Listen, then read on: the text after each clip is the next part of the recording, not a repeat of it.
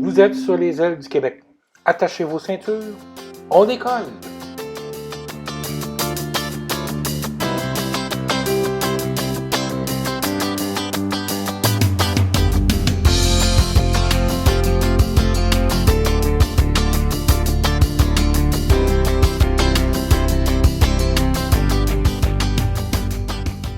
Mesdames et messieurs, bonjour, mon nom est André Allard et je vous souhaite la bienvenue à ce 13e épisode des Ailes du Québec. Le sujet cette semaine, c'est les priorités d'Airbus à Mirabel, la préfale ou la 220-500.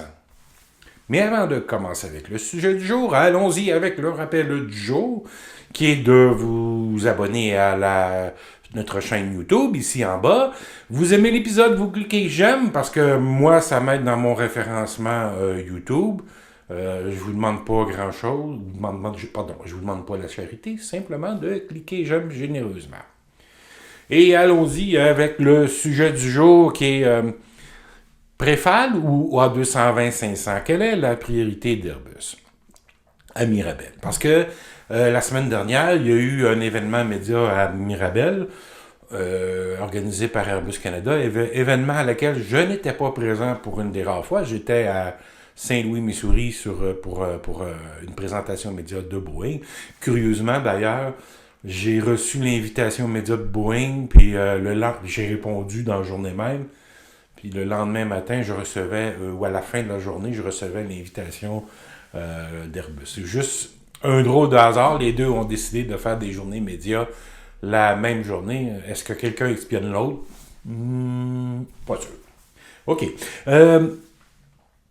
Et l'une des choses, quand il y a des journées médias organisées par Airbus, depuis 2 ans, il y a toujours des choses, des sujets qui reviennent à répétition.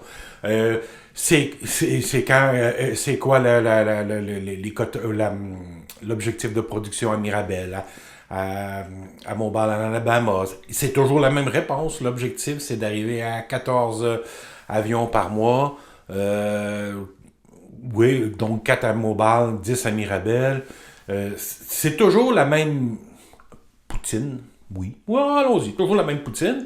Et il y a, depuis 1 an et demi à peu près, il y a l'A220-500 qui s'est invité dans les questions habituelles ou redondantes. Et oui, on est en aéronautique, la redondance, ça fait partie de cette industrie-là. Et même chez les journalistes, quand on pose des questions, il y a une certaine redondance. Maintenant, moi, je maintiens, et je vais vous expliquer pourquoi, l'A220-500 en ce moment-là, ce n'est pas une priorité chez Airbus, et je vais m'expliquer.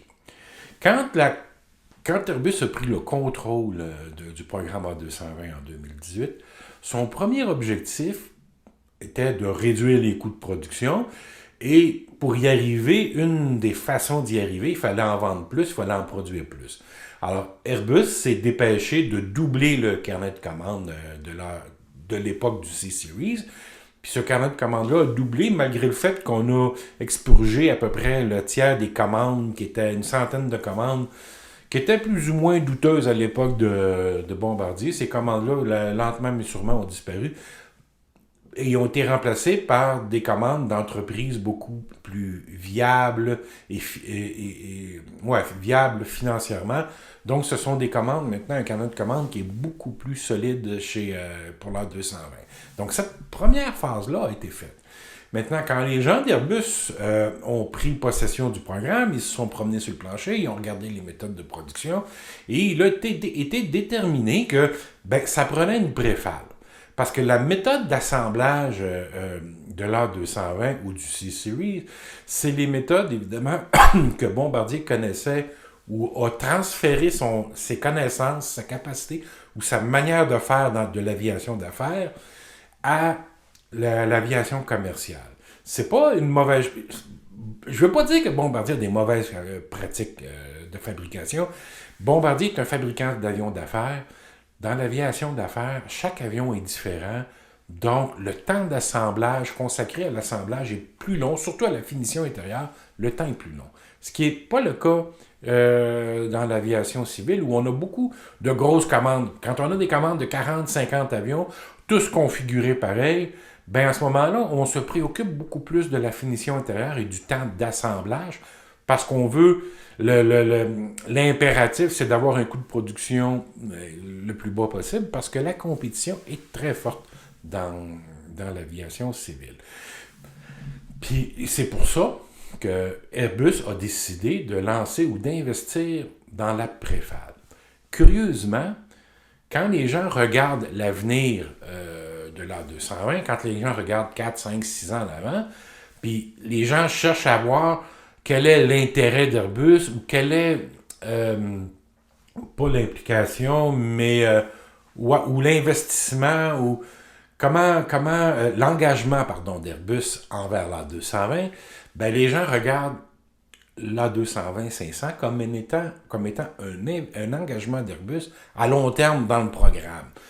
Et personne ne considère la préfale à ce moment-là comme engagement d'Airbus à long terme. Alors que, dans la réalité, l'entreprise investit des centaines de millions de dollars en ce moment dans la préfale de l'A220 à Mirabel. Pourquoi?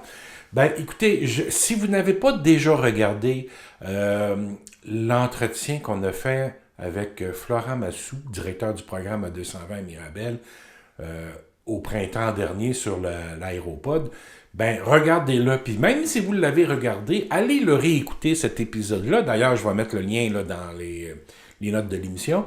Parce que M. Massou a expliqué clairement que effectivement, il faut réduire le coût de production de l'A220, que pour le réduire, il faut augmenter la cadence de production.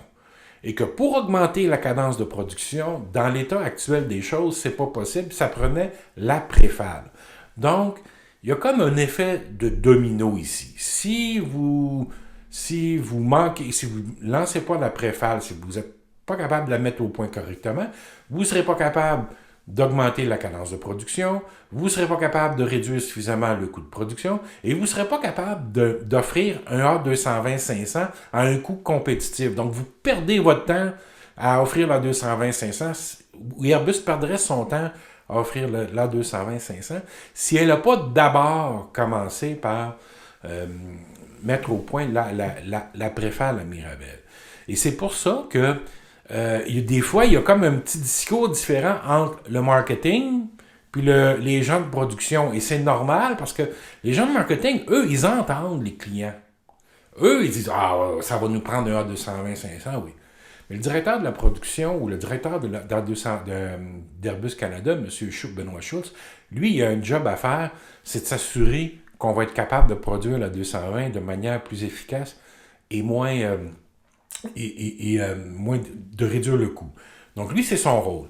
Lui, là, la semaine prochaine, le mois prochain, les 2 prochaines années, son objectif, c'est de s'assurer que la préfale soit mise en place, complétée, la mise en place de la préfale. Ça s'en vient. D'ailleurs, il y a début janvier, ils vont pouvoir commencer à avoir des fuselages ou des sections de fuselage. En ce moment, ils sont en train de faire les essais de fonctionnalité parce qu'il y a des plateformes mobiles qui vont pouvoir déplacer les sections de fuselage dans la préfale. Là, on est rendu à l'étape là, de faire des tests de fonctionnalité, mais sans fuselage. Les tests avec fuselage s'en viennent en janvier. Moi, je m'attends, quelque part janvier, février, de recevoir une autre invitation d'Airbus pour aller à Mirabel, voir comment fonctionne, où en est rendu la préfale. Et c'est ça sa priorité. Puis ce que M. Schultz veut pas, c'est que ses ingénieurs, ses employés de production regardent l'A220 comme étant le prochain objectif, alors qu'en réalité, ils sont sur la préfale. Puis tant que tu n'as pas réussi la préfale, tu peux pas penser à augmenter les cadences de production, puis tu peux pas penser à aller vers l'A220. Alors lui, son rôle en tant que président ou gestionnaire du programme A220 ou d'Airbus Canada, c'est de s'assurer que ces gens à Mirabel, puis ces gens à Mobile, là, il faut qu'ils produisent les avions maintenant, qu'ils continuent de produire des avions de qualité, puis il faut que la préfale soit complétée et réussie. Parce qu'il n'y a jamais rien en matière d'ingénierie, d'industrialisation, il n'y a jamais rien de gratuit, il n'y a jamais rien de facile. Il y a toujours des problèmes qui peuvent survenir. Et ce que M. Schulz lui veut, c'est que ça soit réussi, la mise en place de la préfale. Donc, on a une période d'à peu près 2 ans à venir où la préfale va être mise en place, puis là, il va falloir augmenter les cadences de production et roder cette préfale. Maintenant, s'il y a des gens parmi vous qui ont encore des doutes sur l'utilité de la préfale, je vais vous donner un exemple bien simple, OK? De l'utilité de la préfale et comment et pourquoi ça peut réduire le coût de production. Ben, ce sont les toilettes de la 220. Le fournisseur de toilettes livre les toilettes toutes assemblées chez Airbus à Mirabel. Et là, dans la méthode actuelle, ben, les toilettes sont intégrées avec la finition intérieure lorsque le fuselage est assemblé.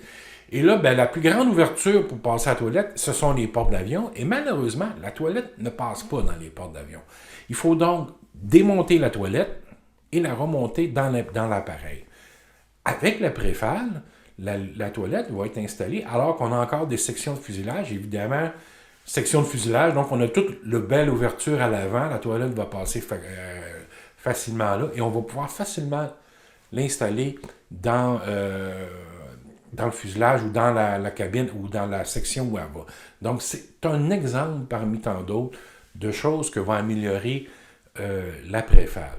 Donc, chez Airbus, on travaille en ce moment, puis on veut que nos gens soient concentrés sur la préfale.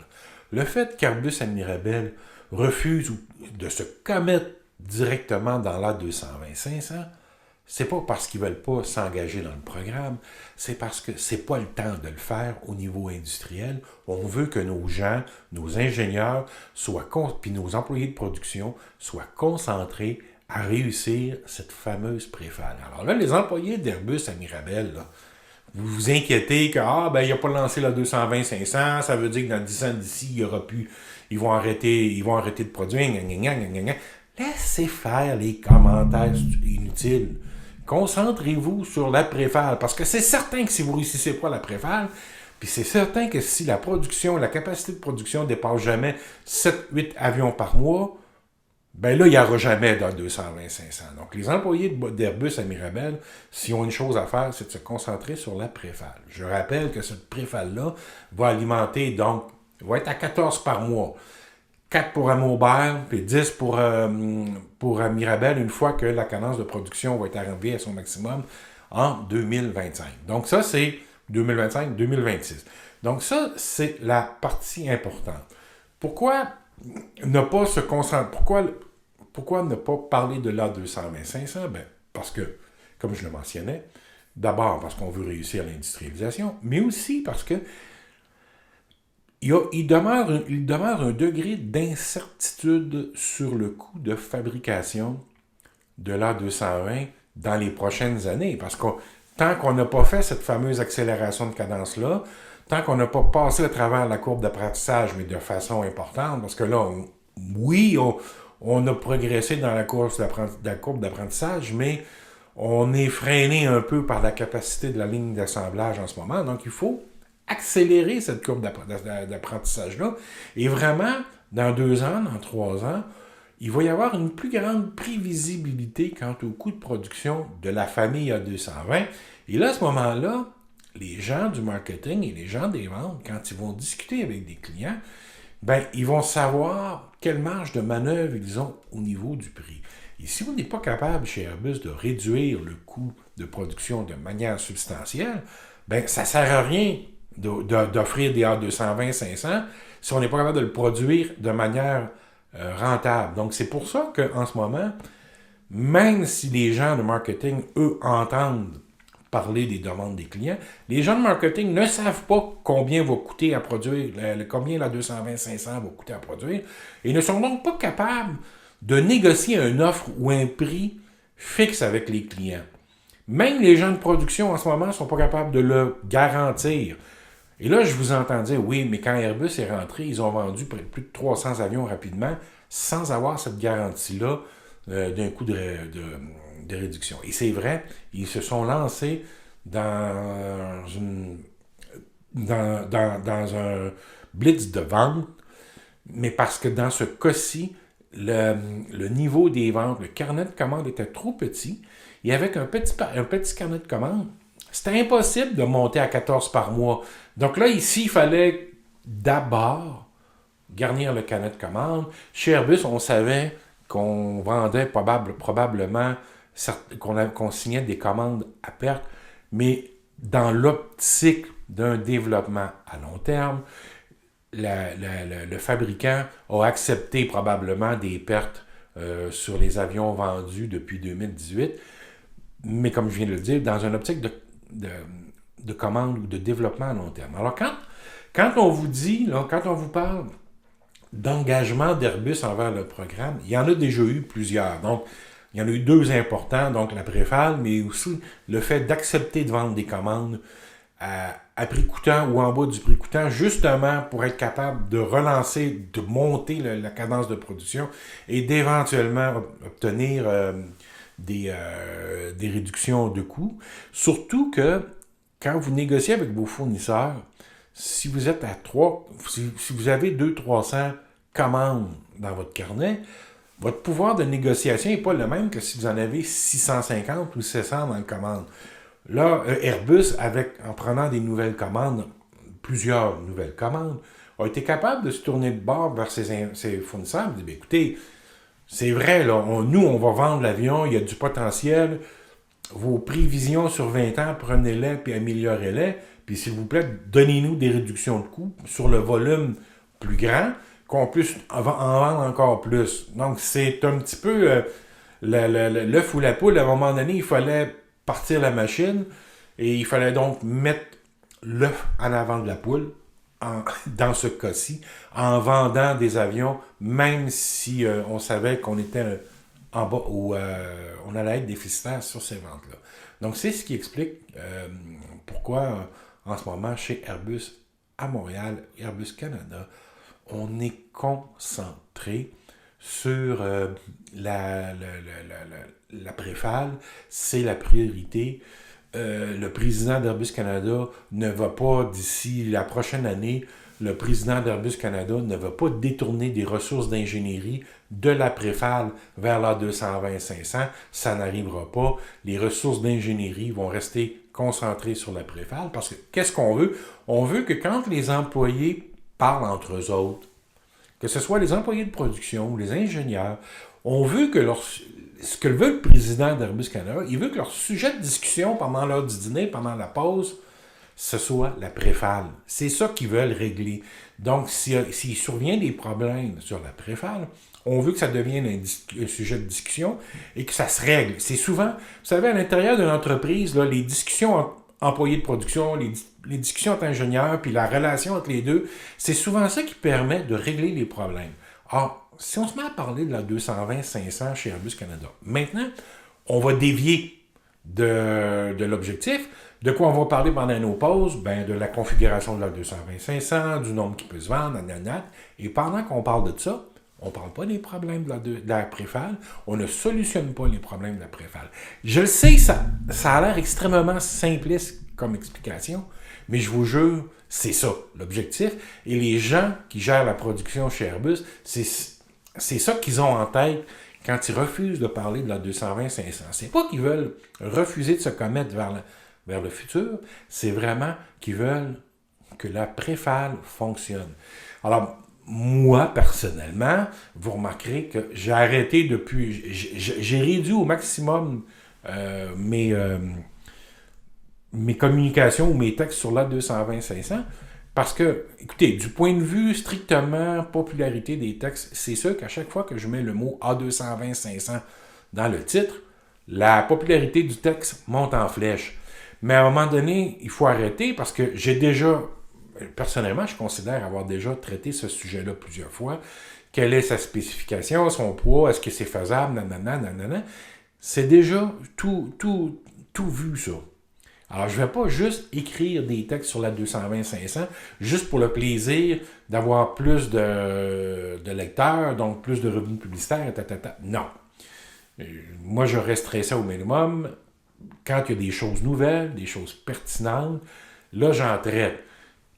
Aujourd'hui, il y a le terme A220-500 dans le titre, justement parce qu'il y a une pertinence. J'ai replacé, en tout cas, j'espère avoir replacé dans cette vidéo l'importance de la préfale, qui est, elle, vraiment le premier domino vers la rentabilité du programme et vers la 220-500. C'est le premier domino, c'est le plus important.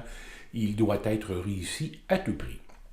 Cela dit, nous sommes dans cette semaine, je vais digresser un peu, je vais en rajouter un peu. Semaine du Dubai Air Show.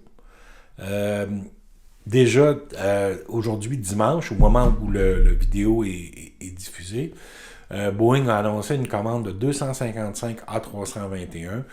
Il y en a, la commande est répartie entre des 321 Neo et des 321 LR.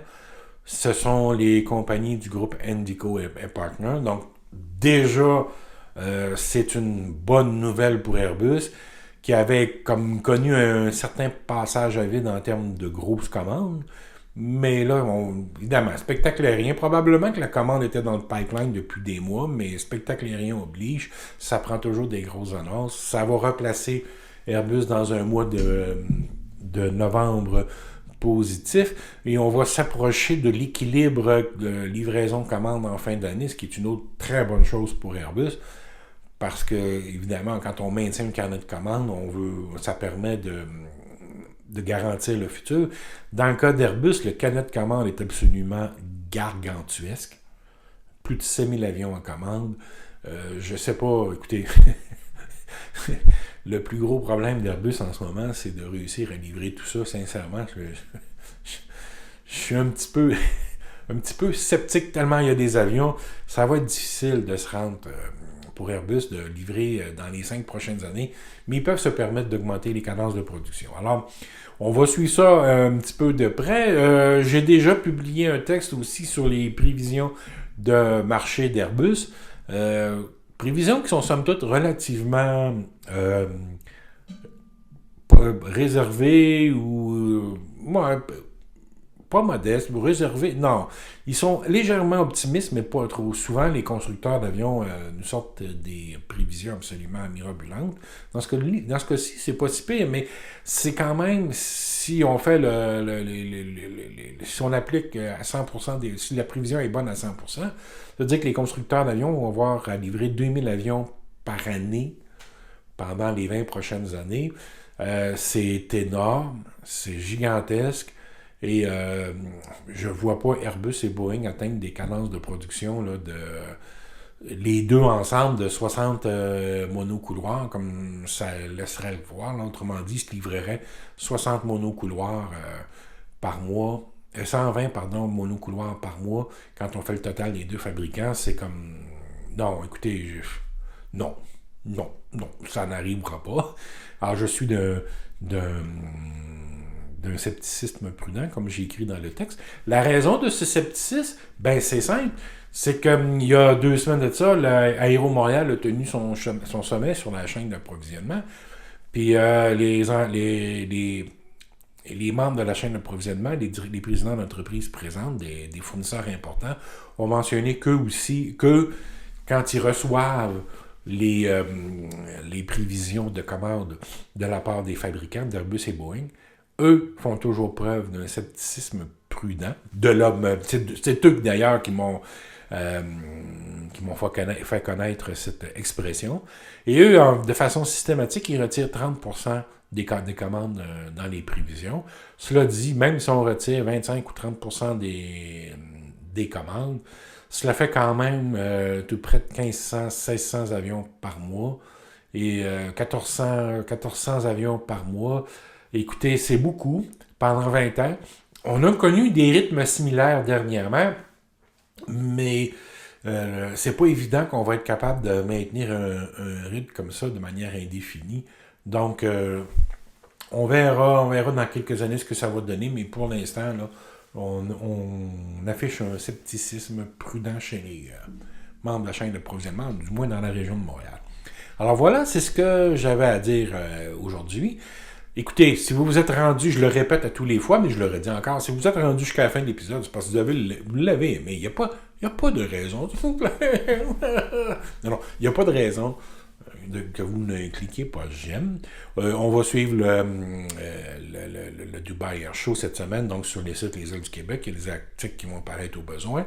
Et cette semaine aussi, je vais publier probablement en début de semaine un texte sur l'offre de Boeing et je vais expliquer pourquoi, selon moi, c'est la meilleure offre pour le Canada, puis pourquoi le Canada devrait choisir le Super Hornet. Et là-dessus, je vous dis merci de votre attention et à la semaine prochaine.